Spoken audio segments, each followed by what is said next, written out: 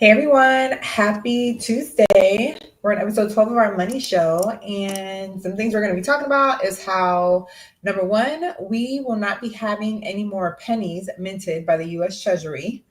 I don't know if that's forever. I have a feeling it's not forever, but it's going to be at least for a while. Next thing is that the elderly are facing homelessness in higher numbers than almost 100 years from now, and Social Security checks may be garnished again. So the first question I have for you guys, especially if you're in the replay gang, is will you miss the penny once it's no longer accessible to you? I thought about it and I put no, and I put no because I don't use my pennies like that. Correct me if I'm wrong, but I don't use pennies like that. So at first it seems a little strange because what's life without pennies? But change isn't always bad.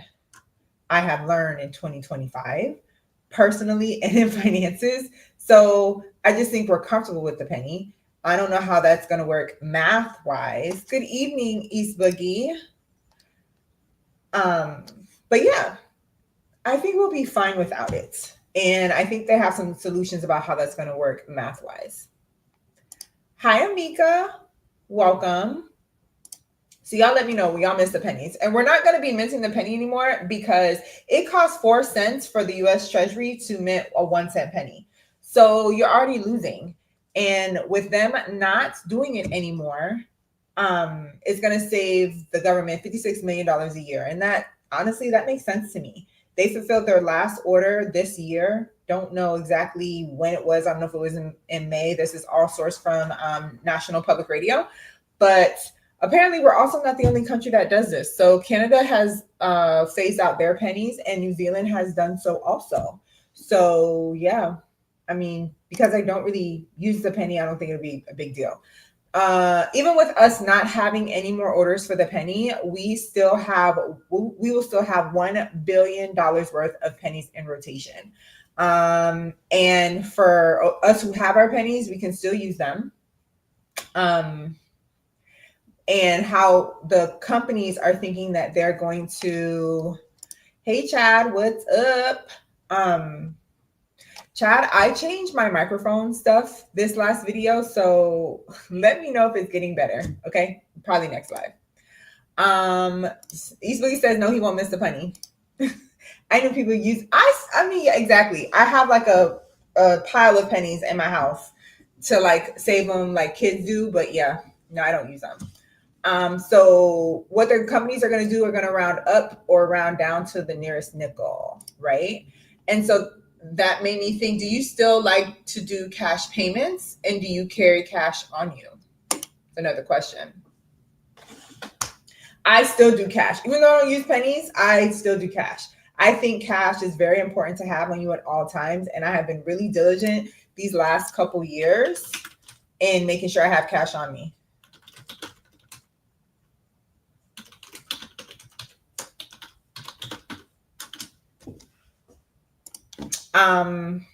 And less than 1 out of 5 payments are cash, which I think is believable, but I feel like cash is a safety thing, especially me as a woman. I just feel like I need to have cash on me at some point, so I at least have something. The nickel also is expenses for them to mint. It costs them 14 cents to print something that's only worth 5 cents. So that makes me think, are they going to get rid of the nickel soon too? Let's see. You rarely use cash. I feel you on that. Let's see. But I will say that the penny has been around for 200 years and it is about to be gone.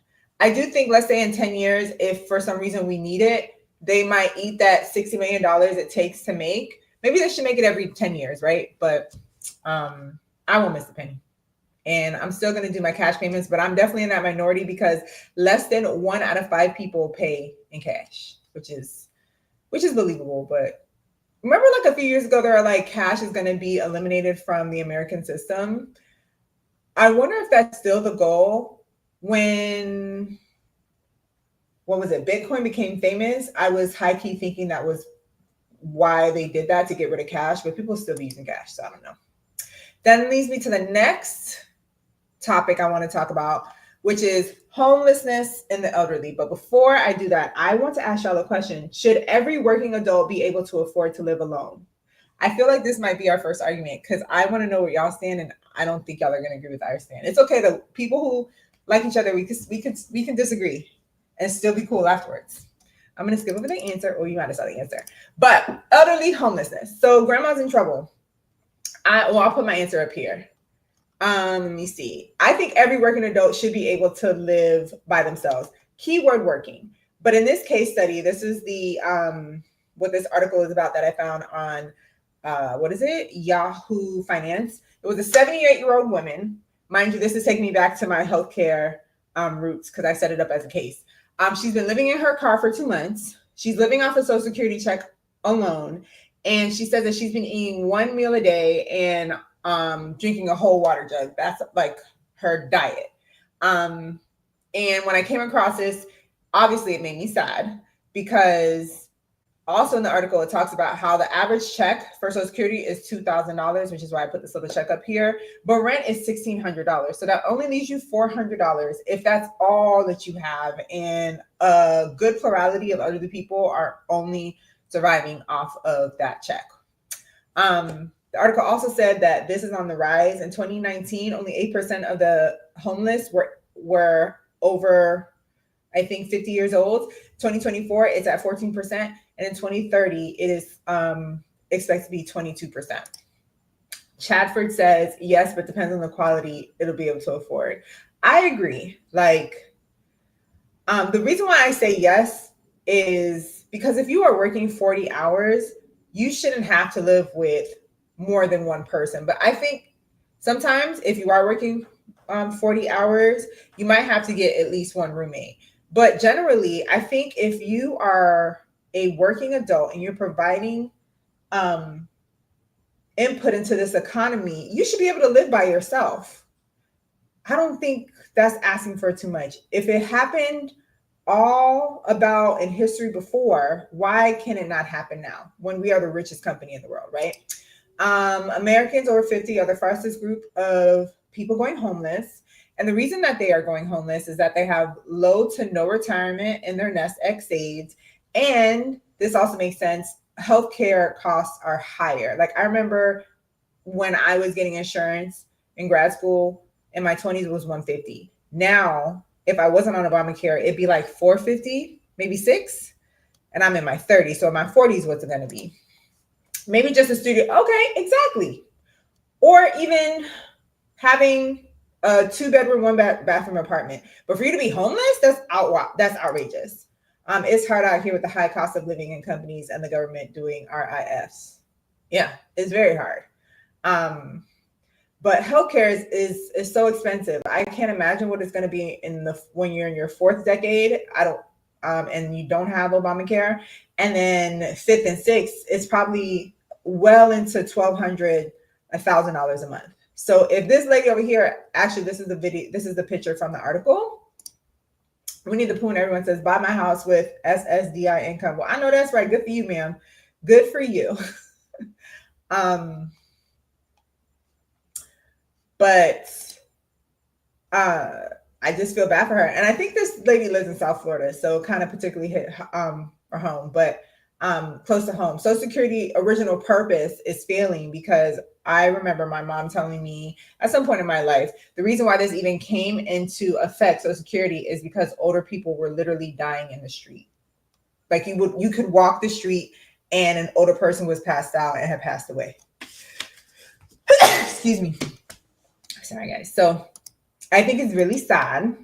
And I don't know what's going to change, but I think Social Security at its original purpose is not particularly happening right now. And that's a little sad. And the last thing I want to talk about is, again, about Social Security checks. The elderly student loan is an issue just as much as it is an issue for people who are younger. There are 450,000 people at risk of garnishment of their Social Security checks because they are in default status, because the administration told us last month that they're turning on default status if you haven't paid. And particularly these older loan people are people who co-sign for their children as well as took out Parent Plus loans. Now, I think they're phasing out the Parent Plus loans in this new big, beautiful tax bill that they're trying to pass. That has passed the House, but they're waiting on the Senate. But I mean, I think that also kind of contributed to that last topic where it's like, you know, if you're paying for your mortgage, if you're paying for healthcare, if you're paying for your children's education, it's hard for you to keep up. And I know it's easier said than done. So you should have saved. But there are a lot of parents who are of the opinion that they need to put their kids through college. And as that is a nice opinion, you can't help yourself if you can't help somebody else if your situation is not on a good foundation. And some common reasons that people found themselves in default was that they lost their job and medical bills. So the losing of the job thing is so believable because a lot of 2008 was almost 20 years from now, right? Yes. So if you were 62, you were like 42 in 2008. A lot of people lost their jobs. And then from 2008, like it was harder to probably get as much money as you were making pre-2008. And then there are other things that could have happened. Then we had 2020. A lot of people lost their jobs in 2020. So what if you were someone who lost your job in 2008, 2020, and you are underemployed right now? And on top of that, you are older, right? But you went to college. I know a lot of people who are in their 60s who went to college, right? Those student loans don't go away just because you're older. Trucker Tra says, save and invest. I'm right there with you. I am right there with you. Medical bills. A medical bill can put you on your ass really quick. Thank God I had insurance, but the first quarter of 2025, I think if I didn't have insurance, the price was like at least $15,000. Thank God I had insurance. Now, if I didn't have insurance, I probably could have negotiated to like $7,000, but who got $7,000? I don't. I do not. So as far as the garnishment for the elderly people, the government is saying if you are in default, they will start garnishing it. They will not touch the first $750 though, because that's protected under federal law. And I believe they're going to start garnishing 15% of the rest of that check. So if you get a $2,000 check, $750 is saved, but they're going to take $188 out that $2,000 check. Trucker Charles says saving by the S&P 500 indexes to even have a chance to retire. 100%, and I believe everybody in this chat believes in that, and we're either doing it or on our way to doing it within the next year. These garnishments are going to be automatic, but we can do a couple things. These older people can. So if you know somebody who's possibly affected by it, there are two things they can do. They can request a stop or reduction if they claim that they have medical issues, if they're supporting dependents. I don't know how you'd be supporting someone at 62, but maybe you had a baby at a late age. And then they're living below the poverty line. Now that's a real easy thing to fall underneath when you are elderly. And the second thing you can do is you can get a loan. You can do loan rehabilitation, which means that you're going to call them if you can get them on the phone, but you're going to call them and tell them that you want to start it over, but you're having financial difficulties, and you'll tell them like your financial situation, and they'll give you lower payments, and you got to make those payments for 9 months in a row. Let's see what y'all are saying. 2008 was quasi blessing for 08, 12. Did not have to. Oh, yep. Amika, yes. Amika, are you a lady or a man? Because I want to say your pronoun right. But yeah, I was class of 2009 for undergrad, and I heard about it, but I didn't have to deal about it because I went straight to grad school. But it did affect my nuclear family somewhat. Not job loss, but money was tight after 2008 for a while. Private student loans cannot garnish. So SSA, however, public. Okay, thank you for adding that, because I did not know that, but I believe it. Yes, that makes sense. They can't. And then the last thing, because you know I'm staying up on the gold prices. Also, guys, please like this video for me.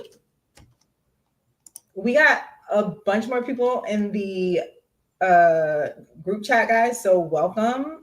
Thank you for being vocal as well. Let's see. Okay, you are. Okay, yay, welcome.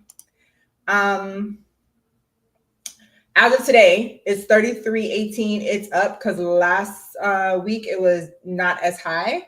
So I just like to keep monitoring on that gold price because y'all know 2026, that's what I'm probably going to be investing in first, along with Bitcoin. And then to wrap up, life will be strange without the penny for sure. But it's just something we're going to be able to tell our kids or our nieces and nephews if we're not having kids. Saving for retirement starting tomorrow morning, because today's almost over with, but we got to save for retirement. Let me put that statement up where Truck and Traw was like, save and invest. Absolutely. And gold is up. That's it for this week, guys. Thanks so much for hanging up. And as always, we keep moving forward. I'll see y'all probably the same time, either 8 or 9 next Tuesday. And yeah, thank you. Please like this video. Talk to you later.